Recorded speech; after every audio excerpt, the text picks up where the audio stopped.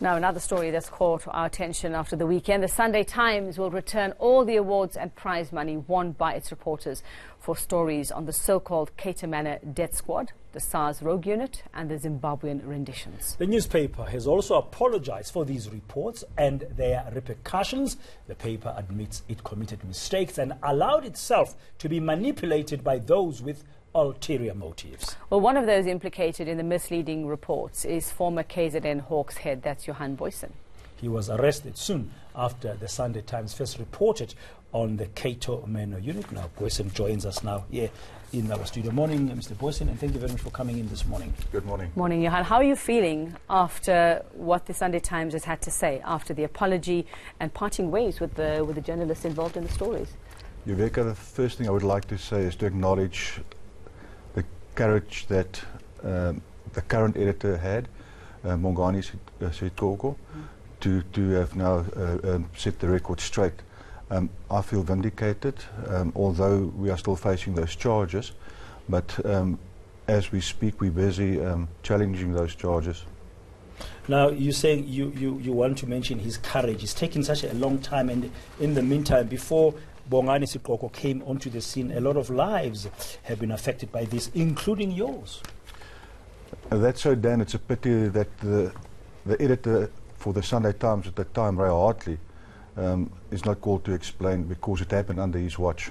And you met him, according to the column that's in the paper yesterday, the death squad that wasn't. You've written here, and we've had a quick look at it. You say here that you met with Mr. Hartley to present to him evidence to the contrary of what was going to be published, but they went on anyway and published that famous story now, Inside a South African Police Death Squad Shoot to Kill. Yeah, I think it's actually an infamous story. Yeah. Yeah. Now, I did not meet with him personally, although my lawyer did engage with him. I met personally with Stefan Hofstadter in my office, where I had a recorded interview with him, and we had Africa on speakerphone, and he interacted with us via the phone. Africa. That's right. So, Johan, you know, since this happened, since these reports started coming out towards the end of 2011, they are saying, yes, the journalists should have used their tools better, they should have verified better.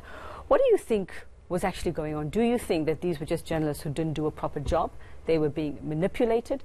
Do you think that this was deliberate, that there was, and who do you think was behind this, that somebody set out to actually cause this and put the story out there? You need to look at three stories. It's not only the Cato Manor story, there's also the SARS story, and there's also the so-called rendition story. Invariably the same sources were used, the same journalists were used, so I think one can make one's own conclusions what happened there. Having said that, you cannot look to these things in isolation. Within the National Prosecuting Authority, invariably the same prosecutors have been used. Glynis Breitenbach, McBride, myself, Praveen Gordhan, invariably the same prosecutors, Raymond Matenjwa and Gladstone Mahema. There are a number of those prosecutors and Turi Pretorius. Invariably the same prosecutors, the same reporters. So if you look at the bigger picture here, I cannot see that things happen in isolation. So there was nothing isolated there. I mean, so there was no death squad, there was no Cato Manor death squad, but there were pictures published, for instance, to prove that maybe there was, and on the ground. I mean, from what you knew at the time and when you look back now, what do you think, why did this happen? What was really the purpose of this? Then you need to look at, like I said, you need to look at the bigger picture. It's clear to me that the intelligence services, who by the way were under investigation at the time under, with Richard Ndluli, I have a handwritten document in my possession, which is in a safe place, where on the 8th of March 2012, the then Minister of Police, Natim Tetwa, met with the prosecutors, and some of them I've just mentioned, where he put pressure on them to arrest myself and Cato Manor. And that's a clear indication that there's a political motivation behind our arrests. So, Johan, just give us an idea of what this actually did to your life. What has happened in your life? The sort of pressures that this has put on you since 2011. We know that you've now retired. But tell us about your life at the time that this all was going on and being reported on. Well, Iveka, I mean, I've had an untainted career for almost 35 years when this all happened. It almost put a hold on my life. I mean, I have professional children, I have grandchildren, and the impact it has had on my private life was huge.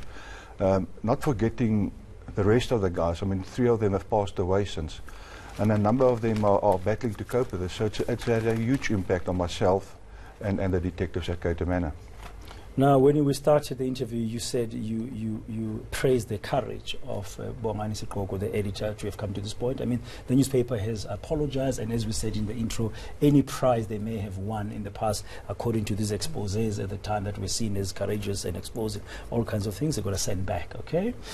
What does it mean for you now, besides fighting the charges? I mean, really and honestly, how do you put yourself, you are retired now, how do you put yourself together and make sure that the image that you have as a retired police officer is restored? Dan, although I've retired from SAPS, I'm currently working with Fidelity, where I'm consulting for them. So I'm not sitting on the stoop just yet. I knew from day one that these charges were false. So although it's been a difficult time for myself, I carried on with my life, and I'm looking forward now to settle the scores with the National Prosecuting Authority, as we have done now with the Sunday Times. Okay. Will you consider legal action, Johan? I mean, as we saw, and you say those charges are still there, they haven't been scrapped yet, but we saw what happened with the rendition story and those charges being withdrawn. Most likely, the same will happen here, but will you take it further? Well, I've already instituted civil action against the National Prosecuting Authority, and I will pursue that. I've given Bongani certain undertakings, and I would not like to discuss that, but I'll definitely consider, and I'll be taking legal options with regards to the journalists involved in this saga in a personal capacity. Thank you very much. That's Johan Boysen. He was a subject of that now infamous story of the Cato Manor death squad that has turned out to not have been true at all. I think if you look at it maybe from Sunday Times perspective, they might say there was one narrative that they were following, and they didn't verify to get the other side, the other narrative, for a balance. And for that, they've apologized.